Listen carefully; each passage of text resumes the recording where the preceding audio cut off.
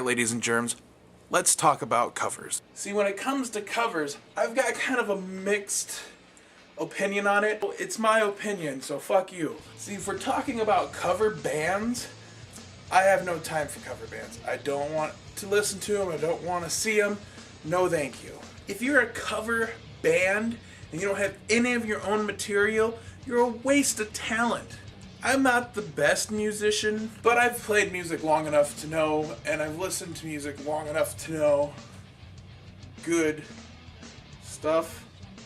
But if we're talking about a legit band that has done a cover of somebody else's stuff to show tribute, then I'm down, 100%. I mean, covers are great. When you're playing a cover, if you put a band together and you play covers, that's okay. Because covers are what get you playing together. They help you figure out how everybody plays.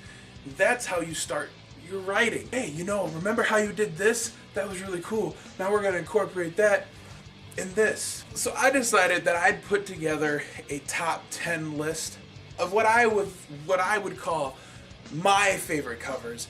This isn't based off of anything in particular.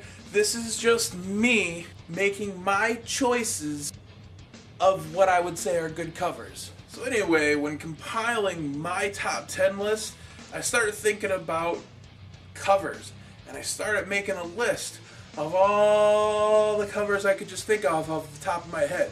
And holy shit, there is a lot of them. People do this on a regular basis. So I had to think, what would be the rules for making my list? Like I said, it's my list, not anybody else's. So 1, it has to be a signed band. 2, it's got to be a studio version. Let's face it, if we're going to talk about covers, we're going to get into a whole world of just like live versions and internet versions, and there's just too much.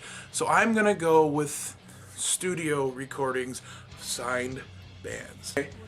Just so you guys get kind of an idea of all the covers that are out there, here's just a few of them.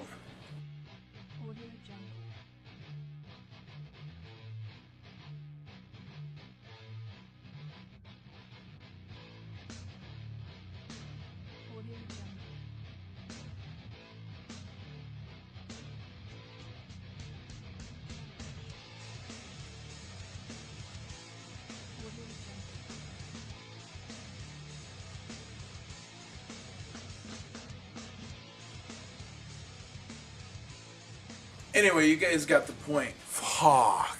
So without further ado, I give to you my top 10. Number 10. Shinedown's Simple Man. 9. Not a lot of people liked it, but I did. Limp Bizkit's Behind Blue Eyes. Number 8. Alien Ant Farm's Smooth Criminal. 7. Marilyn Manson's Sweet Dreams Are Made of These. 6. Seasons After's version of Cry Little Sister. It's great. They're not a very big band, but they do a really good job. Number 5. Maynard is a God. And he does a great cover of Elton John classic Rocket Man. Rocket Man-tastic. 4. Breaking Benjamin's Live Forever, originally done by Queen. It's so good. Number 3. Hymns, Don't Fear the Reaper. Number 2 would have to be my favorite band of all time, Tool, doing a Led Zeppelin cover of No Quarter. And the number 1 of my choices would have to be Johnny Cash's cover of Hurt, originally done by 9 Inch Nails.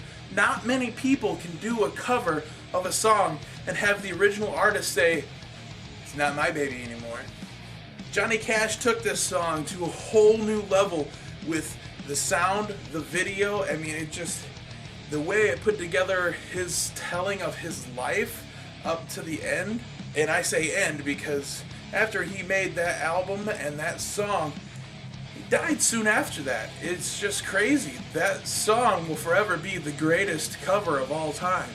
And I think a lot of people would agree with me on that. If I'm wrong, let me know. That was my top 10. I'd like to hear what your top 10 is down below. And once again, this is all opinions, so I don't want anybody getting pissed off at anybody else for what they say. It's all in fun. Come on, guys. It's music.